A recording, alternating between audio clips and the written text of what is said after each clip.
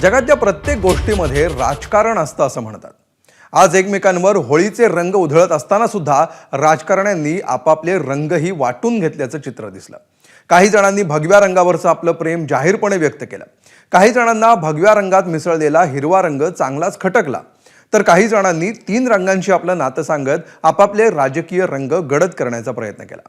पाहूया या कलर पॉलिटिक्सवरचा हा खास रिपोर्ट। होळी सर्वांनी एकत्र येऊन रंग खेळण्याचा हा सण, असा सण जिथं कुठलाही रंग मोठा नसतो आणि कुठलाही रंग छोटा नसतो, सर्व रंग एकत्र येण्याचा हा आनंदाचा सण।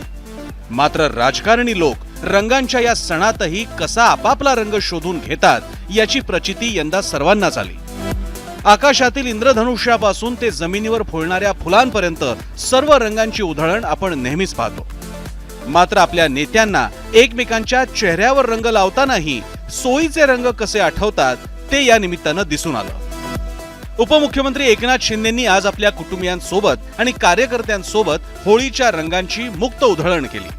मात्र माध्यमांना प्रतिक्रिया देण्याची वेळ आली तेव्हा मात्र त्यांना एकच रंग आठवला।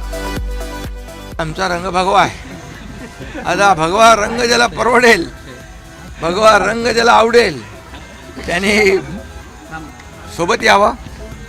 आणि या भगवा रंग हा हिंदुत्वाचा रंग आहे, भगवा रंग हा वैश्विक आहे, भगवा रंग हा सनातन हिंदू धर्माचा आहे, हा वैश्विक रंग आहे। आणि त्यामुळे हा भगवा रंग कुणाचा द्वेष करणारा, सुवास करणारा नाही।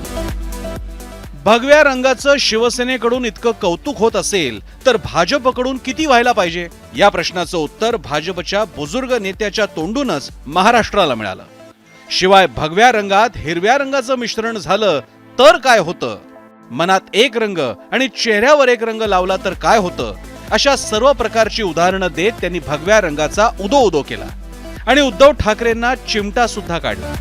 रंग फिक्का करणं, रंग गडद करणं हे जनतेच्या हातात आहे। आणि आपण बघितलं असन की ज्या 5 महिन्यापूर्वी निवडणुका झाल्या विधानसभेच्या, या राज्यातल्या जनतेने शिक्कामोर्तब केलं की या राज्यात फक्त आणि फक्त भगवा रंगच गडद होऊ शकतो। भगव्याच्या विरुद्ध हिरवा आहे।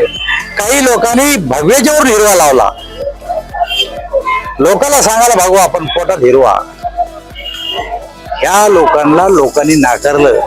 तर भगव्या आणि हिरव्याच्या वादात न पडता तिरंगा हाच आपला आवडता रंग असल्याचं राष्ट्रीय उत्तर आव्हाडांनी देऊन टाकलं। महायुतीचे नेते भगव्याचा गवगवा करत हिरव्याला नाकं मुरडत असताना महाविकास आघाडीचे नेते 3 रंगांवरच आपलं प्रेम असल्याचं सांगत होते। थोड्या वेळापूर्वी आम्ही जेव्हा एकनाथ शिंदे यांना विचारलं उपमुख्यमंत्र्यांना की तुम्ही विरोधकांना कोणता रंग द्याल, ते म्हणाले आमचा सप्तरंग आहे आणि भगवा रंगामध्ये आम्ही सगळ्यांना यावेळी एकत्र करणार। रंग तिरंगी आहे, जो भारताचा रंग आहे आणि तो आमचा रंग आहे। कुणाला एक रंग आवडला, कुणाला 3 रंग आवडले, तर कुणाला एक रंग खटकल्याचं आजच्या राजकीय प्रतिक्रियांवरून दिसून आलं। महाराष्ट्रातले राजकीय पक्ष आणि नेत्यांनी गेल्या 5 वर्षात स्वतःच इतके रंग बदललेत की त्यांचा मूळ रंग आणि आत्ताचा रंग यात बराच फरक पडलाय। महाराष्ट्रात 5 वर्षांपूर्वी असणाऱ्या मूळ 4 रंगांचे आता 6 रंग झाले असून या 6 पैकी 3 रंगांच्या 2 जोड्या झाल्या। आपापल्या रंगांचा अभिमानानं उल्लेख करणारे महाराष्ट्रातले नेते उद्या त्याच रंगांसोबत राहणार का, असा प्रश्न जनतेला नक्कीच पडला असेल। भविष्यात आपले हे नेते कुठले रंग धारण करतात, किती रंग उधळतात आणि कसे रंग बदलतात, याकडे जनतेचं लक्ष असणारच आहे। ब्युरो रिपोर्ट, एबीपी माझा।